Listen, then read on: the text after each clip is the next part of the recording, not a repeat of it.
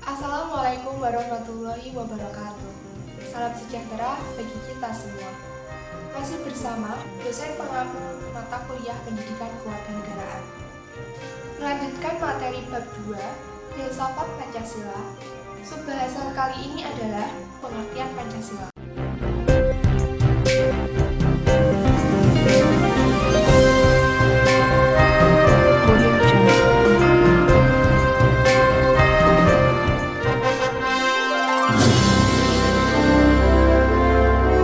Pengertian Pancasila.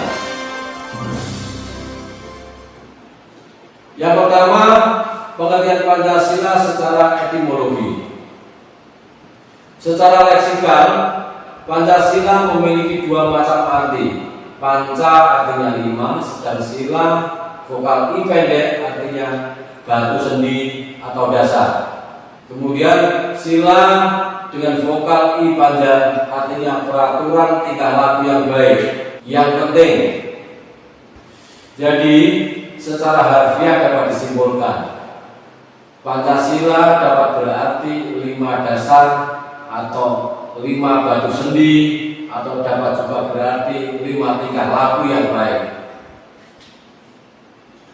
Kata Pancasila mula-mula terdapat dalam perpustakaan Buddha India, bersumber dari kitab suci Tripitaka, berbahasa Sanskerta, berisi ajaran moral yang harus ditaati oleh penganutnya melalui semedi.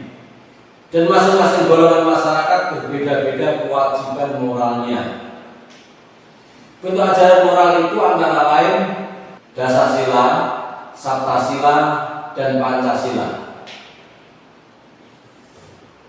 Pancasila menurut Buddha merupakan 5 aturan atau larangan yang harus ditaati, meliputi larangan membunuh, larangan mencuri, berzina, berdusta, dan larangan minum minuman keras yang memabukkan. Dengan masuknya kebudayaan India ke Indonesia melalui penyebaran agama Hindu Buddha, ajaran Pancasila Buddhisme pun masuk ke dalam perpustakaan Jawa, terutama pada masa kerajaan Majapahit. Pada masa itu, kata Pancasila dapat ditemukan dalam kelompok negara kertagama karya Empu Prapanca. Kalimatnya yang menjadi ketentuan bagi raja berbunyi Yatna Gebwani Pancasila Kertasangkar Bisekaka Krama. Artinya, raja menjalankan dengan setia kelima pantangan. Kata Pancasila juga ditemukan dalam kelopak Sotasoma karya Empu Tantula. Kata Pancasila terdapat dalam kalimat Pancasila Krama. Artinya 5 dasar tingkah laku atau perintah kesusilaan.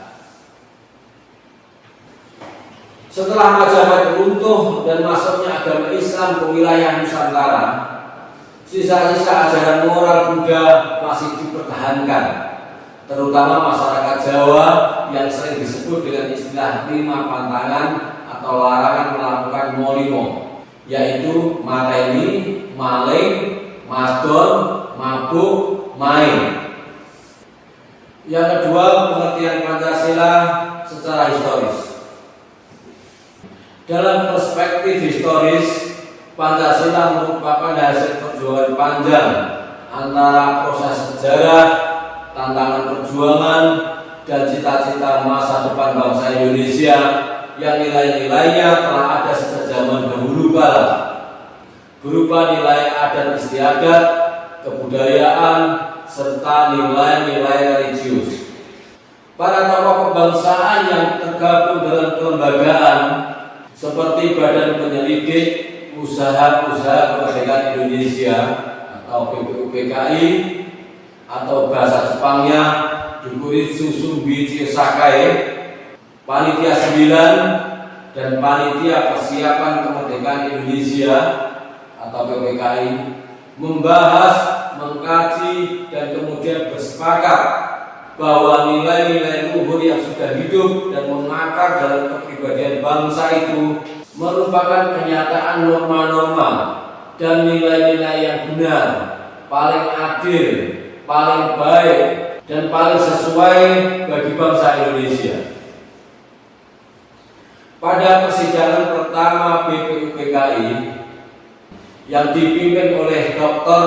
Kanjeng Raden Tumenggung Rajiman Widyodiningrat, Mr. Muhammad Jamil mendapat kesempatan pertama mengeluarkan gagasan terhadap negara Indonesia yang akan dibentuk.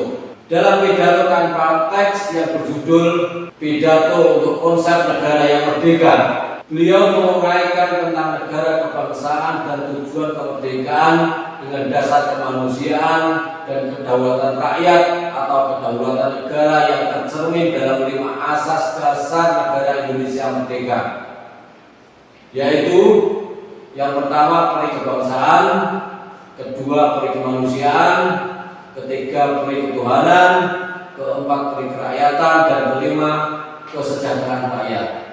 Kemudian Mr. Muhammad Jamil mengusulkan dalam bentuk tertulis sebagai berikut: 1. Ketuhanan yang Maha Esa, 2. Kebangsaan persatuan Indonesia, 3. Rasa kemanusiaan yang adil dan beradab, 4. Kerakyatan yang dipimpin oleh hikmat dalam permusyawaratan perwakilan, dan 5. Keadilan sosial bagi seluruh rakyat Indonesia. Selanjutnya Profesor Dr. Raden Supomo mendapat giliran berikutnya, yaitu pada tanggal 31 Mei 1945. Dalam pidatonya, beliau menganjurkan agar negara Indonesia tidak menjadi negara agama dan harus dipisahkan dengan agama. Beliau lebih menekankan pada teori negara persatuan, kebersamaan sebagai prinsip dasar negara, yaitu yang pertama, teori negara perseorangan. Menurut bahan tersebut, negara adalah masyarakat hukum yang disusun atas kontrak seluruh individu. Selain negara perseorangan, Profesor Dr. Raden Supomo juga mengajukan teori perbandingan, yakni paham negara kelas, yang merupakan gagasan Marx, Engels, dan Lenin. Kemudian Raden Supomo juga menyampaikan paham negara integralistik. Selanjutnya, beliau mengusulkan rumusan 5 dasar negara sebagai berikut: pertama, persatuan; kedua, kekeluargaan; 3, keseimbangan lahir batin; 4, musyawarah; 5, keadilan rakyat.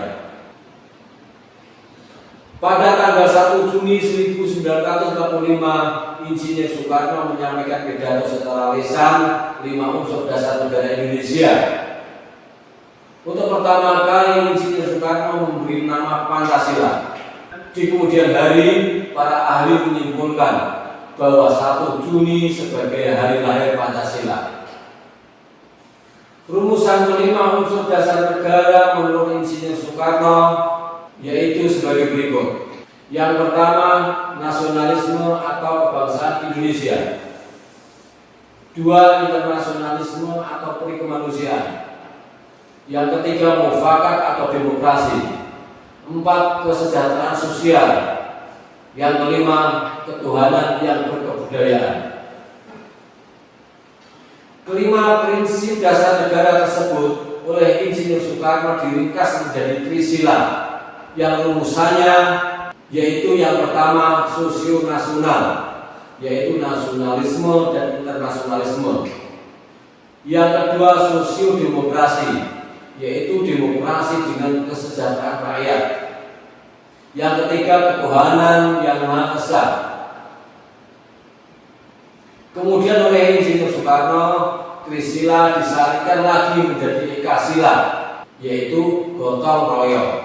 Setelah usulan-usulan ditutup, peserta sidang membentuk panitia kecil berjumlah 8 orang, atau yang disebut dengan panitia 8, bertugas untuk menyusun dan mengelompokkan semua usulan tertulis anggota sidang.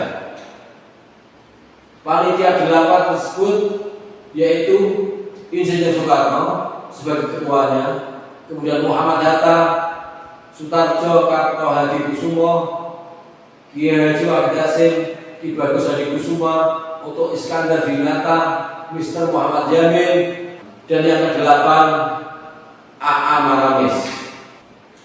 Karena panitia 8 terjadi perbedaan pendapat antara anggota yang beragama Islam menghendaki negara berdasarkan syariat Islam dan anggota yang berhaluan nasionalis menghendaki negara tidak berdasarkan hukum agama tertentu, maka dibentuk panitia yang terdiri dari 9 orang atau yang disebut dengan panitia 9, yang terdiri dari Insinyur Soekarno, Muhammad Yamin, Wahid Hasim, Muhammad Hatta, Abdul Qahar Muzakir, A.A. Maramis, Sutarjo Kartohadikusumo, Abi Kusno, kemudian Haji Agus Salim.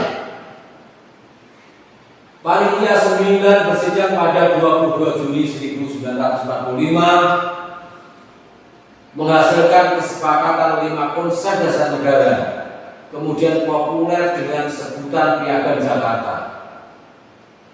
5 konsep dasar negara tersebut adalah ketuhanan dengan kewajiban menjalankan syariat Islam bagi pemeluk-pemeluknya. Kedua, kemanusiaan yang adil dan beradab. 3, persatuan Indonesia. 4, kerakyatan yang dipimpin oleh hikmat kebijaksanaan dalam permusyawaratan perwakilan. Dan yang kelima, keadilan sosial bagi seluruh rakyat Indonesia. Sidang kedua BEM PKI 14 sampai 16 Juli 1945, rumusan dan sistematika Pancasila dalam Piagam Jakarta bentukan panitia 9 diterima dengan bulat, baik golongan Islamis maupun nasionalis. Kemudian sidang dilanjutkan dengan lebih menitik beratkan pada pembentukan konsep pemerintahan, pembagian wilayah, dan pembentukan komite nasional. Momentum yang tidak kalah pentingnya terjadi pada pagi hari menjelang sidang PPKI pertama pada tanggal 18 Agustus 1945. Dr. Andes Muhammad Hatta berinisiatif mengajak para tokoh Islam anggota PPKI mengadakan rapat pendahuluan selama 20 menit untuk membicarakan kembali rumusan sila pertama Pancasila dalam Piagam Jakarta yang masih menjadi perbincangan serius anggota PPKI. Di antara tokoh Islam representatif yang diajak membicarakan masalah itu antara lain Ki Bagus Hadikusumo, Ki Haji Wahid Hasim, Mr. Kasman Siwodimejo, dan Mr. Teuku Hasan. Pada saat itulah terjadi perubahan rumusan sila pertama Pancasila dari rumusan Piagam Jakarta menjadi ketuhanan yang Maha Esa. Ketiga, pengertian Pancasila secara terminologi. Secara terminologi, semula Pancasila digunakan oleh Insinyur Soekarno pada sidang BPUPKI 1 Juni 1945 untuk memberi nama 5 prinsip dasar negara. Selanjutnya, eksistensi Pancasila tidak bisa lepas dari proklamasi 17 Agustus 1945 sebagai konsekuensi lahirnya negara Indonesia merdeka yang berdaulat untuk melengkapi alat-alat kelengkapan negara. Oleh karena itu, sehari setelah proklamasi 18 Agustus 1945, Panitia Persiapan Kemerdekaan Indonesia atau PPKI mengadakan sidang pertama dan berhasil mengesahkan Undang-Undang Dasar Negara Indonesia yang disebut dengan Undang-Undang Dasar 1945. Terdiri dari 2 bagian, bagian pembukaan dan bagian batang tubuh atau pasal-pasal. Dalam bagian pembukaan terdiri atas 4 alinea. Alinea yang keempat tercantum rumusan Pancasila sebagai berikut: 1. Ketuhanan yang Maha Esa. 2. Kemanusiaan yang adil dan beradab. tiga persatuan Indonesia, empat kerakyatan yang dipimpin oleh hikmat kebijaksanaan dalam permusyawaratan perwakilan, lima keadilan sosial bagi seluruh rakyat Indonesia. Rumusan Pancasila sebagaimana tercantum dalam pembukaan Undang-Undang Dasar 1945 inilah yang secara konstitusional sah dan benar sebagai dasar negara Republik Indonesia. Karena disahkan oleh badan yang mewakili seluruh bangsa Indonesia, yakni PPKI. Namun seiring perjalanan ketatanegaraan Indonesia setelah merdeka, terjadi perubahan-perubahan terhadap kelima butir dasar negara Pancasila. Perubahan kelima butir Pancasila itu terjadi dalam Konstitusi Republik Indonesia Serikat atau RIS yang berlaku sejak tanggal 29 Desember 1949 sampai dengan 17 Agustus 1950. Dan pada era pemberlakuan Undang-Undang Dasar Sementara 1950 yang berlaku mulai tanggal 17 Agustus 1950 sampai dengan 5 Juli 1959. Rumusan Pancasila sebagai berikut: 1. Ketuhanan yang Maha Esa, 2. Peri kemanusiaan, 3. Kebangsaan, 4. Kerakyatan, dan yang kelima keadilan sosial. Dalam kedua konstitusi yang pernah menggantikan Undang-Undang Dasar 1945 tersebut, Pancasila dirumuskan secara lebih singkat. Begitu juga di kalangan masyarakat pun terjadi kecenderungan menyingkat rumusan Pancasila dengan alasan praktis atau pragmatis, atau untuk lebih cepat mengingatnya dengan variasi sebagai berikut: 1. Ketuhanan, 2. Kemanusiaan, 3. Kebangsaan, 4. Kerakyatan atau kedaulatan rakyat, 5. Keadilan sosial. Keanekaragaman rumusan dan sistematika Pancasila oleh masyarakat bahkan tetap berlangsung sesudah Dekret Presiden 5 Juli 1959 yang secara implisit tentu mengandung pula pengertian bahwa rumusan Pancasila harus sesuai dengan yang tercantum dalam pembukaan Undang-Undang Dasar 1945.